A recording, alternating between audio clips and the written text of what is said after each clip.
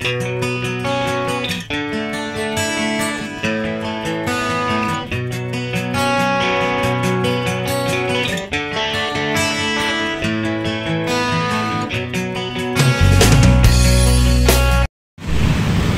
selamat malam. Assalamualaikum warahmatullahi wabarakatuh. Hari ini kedatangan Mio Soul GT yang 125 cc ya. Ini baju-bajunya udah dilepasin semua ini. Baju-baju, kendala motor ini nggak ada pengisian ya. Sudah ganti aki beberapa kali, ganti aki baru, tapi tetap harus akinya tekor terus. Harus aki tekor terus, baru isi yang punya curiga kenapa kok bisa tekor terus, lalu dibawa ke tukang aki, dicek pengisiannya, ternyata jalur pengisiannya nggak ada ya.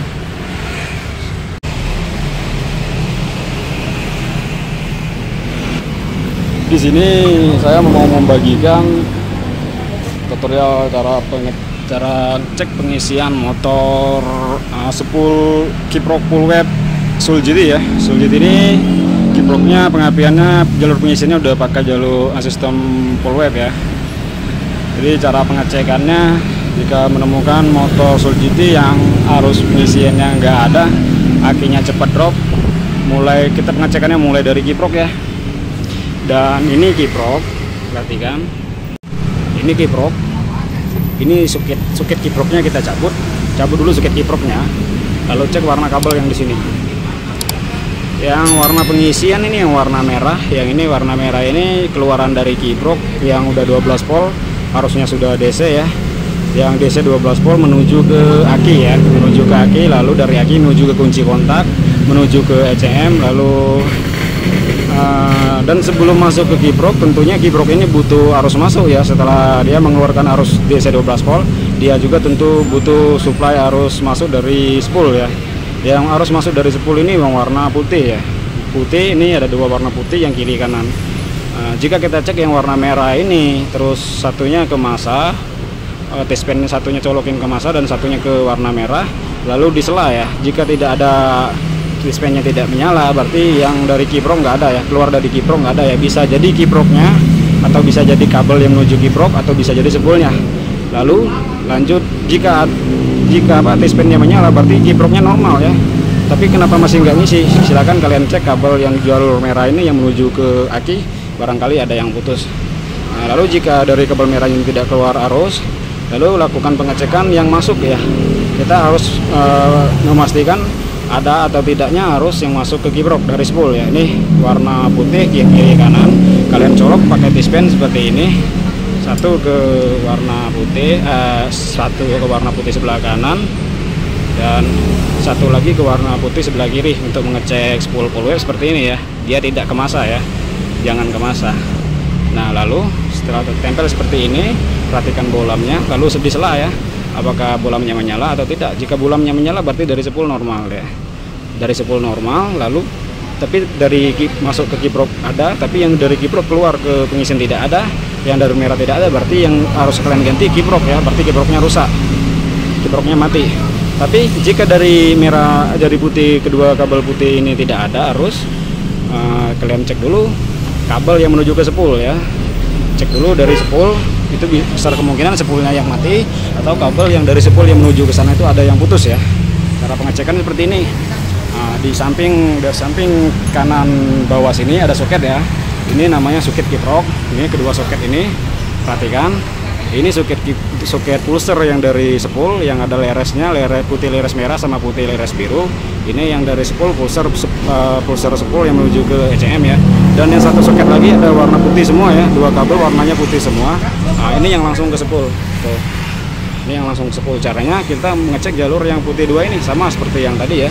Colokan T-span ke kabel dua putih ini, ke soket yang putih dua ini seperti ini.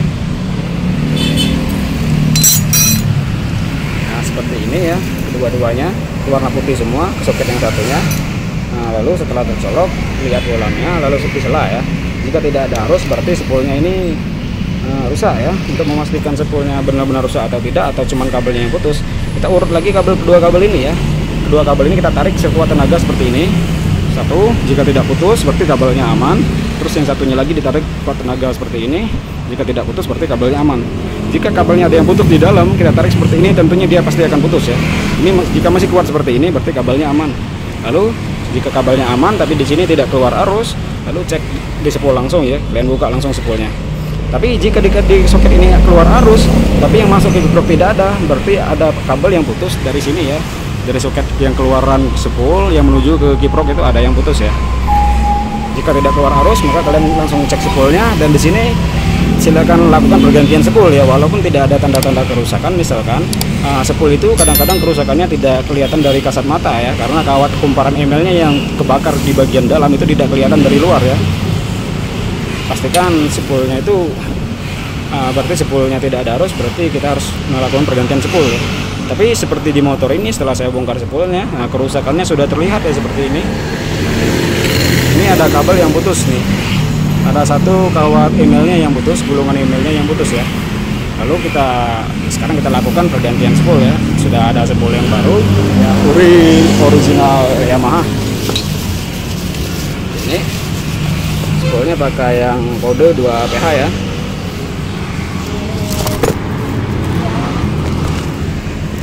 Yamaha 2PH.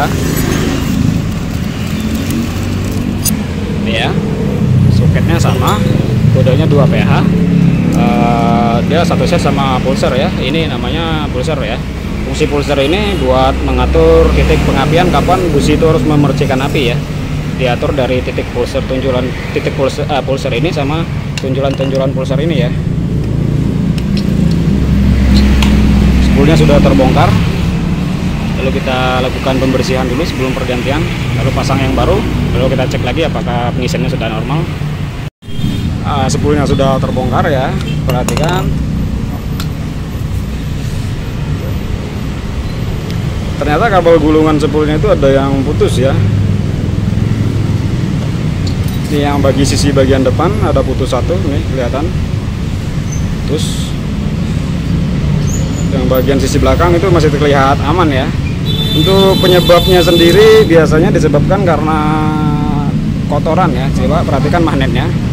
Di magnet itu kotor sekali ya. Kotoran biasanya ada kerikil yang masuk ke sini, atau kotornya sudah bergumpal terlalu banyak, atau ada kerikil yang masuk ke sini, sedangkan magnet ini kan muter. Magnet ini muter, spoolnya diam. Tentunya kerikil itu akan tergulung di magnet ini ya. Maka akan nyangkut di sini sehingga menyebabkan kabel emailnya ini putus ya. Ini untuk spoolnya sudah terpasang ya, spool dan pulser. Dan perhatikan ini pelat pulser ini jangan sampai ketinggalan ya. Ini fatal fungsinya. Apabila ini tidak terpasang, maka kabel spoolnya naik ke depan, jadi kegulung sama magnet ya, maka bakal putus, bakal konslet semuanya ya. Lalu pastikan ini benar pemasangan pelatnya buat menghalang kabel. Lalu soketnya susun rapi, masuk ke sana dulu, lalu keluarnya ke sini. Sebelum dicolokkan, kita cek dulu apakah spool baru ini sudah mengeluarkan arus ya. Lalu kita pasang dulu magnetnya sebelum kita cek apakah spoolnya sudah berfungsi. Spool sama magnetnya sudah terpasang dengan rapi ya, dan jalur-jalur kabelnya pun sudah kita susun dengan rapi. Tapi sebelum ini dicolokkan, kita pastikan dulu spool itu sudah benar-benar mengeluarkan arus ya. Cara pengecekannya seperti ini. Kedua kabel putih ini, yang sukit dua warna putih ini, kita colok pakai test pen seperti ini. Colok pakai test pen seperti ini ya, dua warna kabel yang putih. Lalu kita sela ya, kita engkol apakah bulannya sudah menyala. Bulannya kita letak di atas sana aja ya, biar kelihatan. Tanpa perlu kontak on ya, perhatikan. Dan bolamnya pun sudah menyala, berarti arus dari spoolnya sudah ada ya.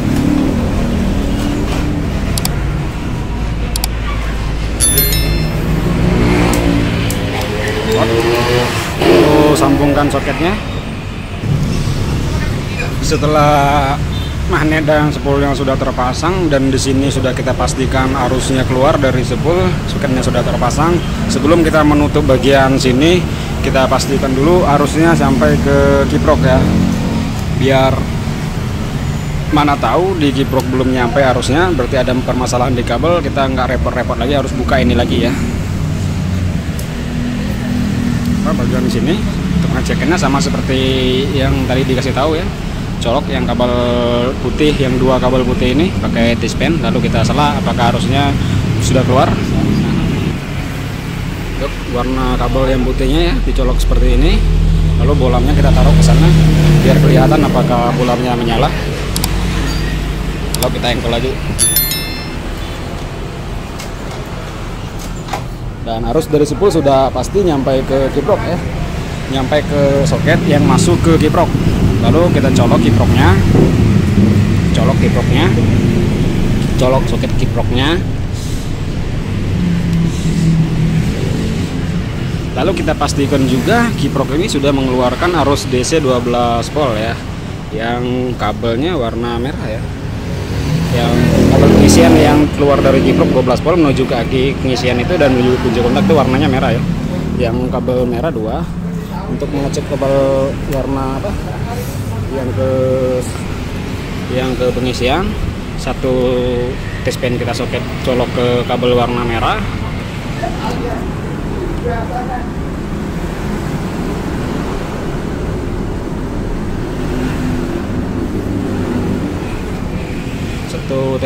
Satu kaki T-span kita colok ke kabel warna merah, dan 1 kaki T-span lagi kita colok ke kabel warna hitam. Kabel warna hitam itu adalah massa ya. Lalu soketnya kita pasangkan ke kiproknya, kita colok ke kiproknya untuk memastikan kiproknya sudah mengeluarkan arus DC 12 volt atau masih belum ada ya. Jika masih belum ada berarti kiproknya bermasalah atau ada kabel massanya yang tidak connect. Aduh, susah ya.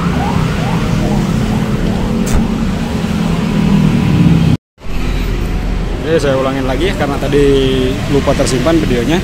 Setelah kabel soket kabel kaki T-span sudah tercolok ke kabel warna merah yang keluaran kiprok, yang kabel merah yang keluaran kiprok itu kabel 12 volt yang keluar dari kiprok yang menuju ke pengisian ya.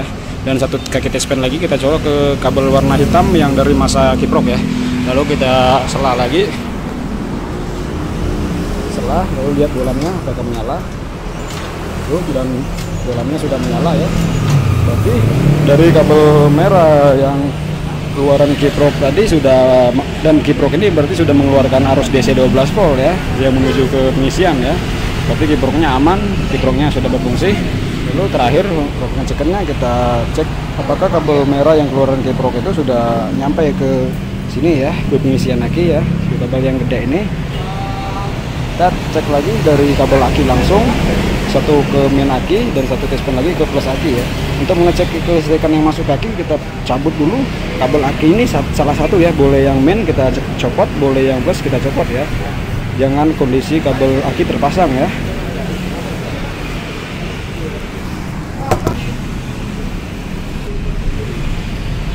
Contohnya seperti ini ya.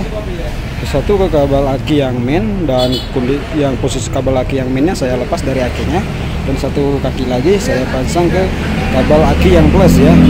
Kondisi kabel akinya terpasang tidak masalah karena kita sudah nyopot yang kabel main ya, tidak masalah. Lalu diengkol lagi dengan posisi kontak on. Setelah kontak on lalu kita sela apakah bolamnya menyala.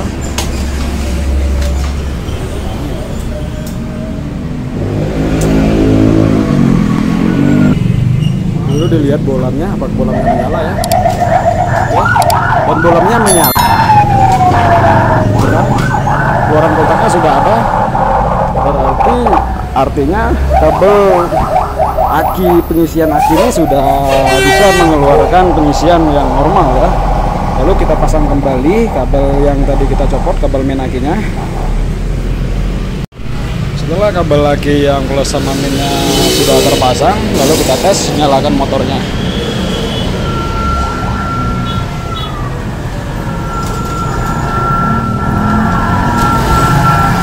Dan motornya sudah menyala ya.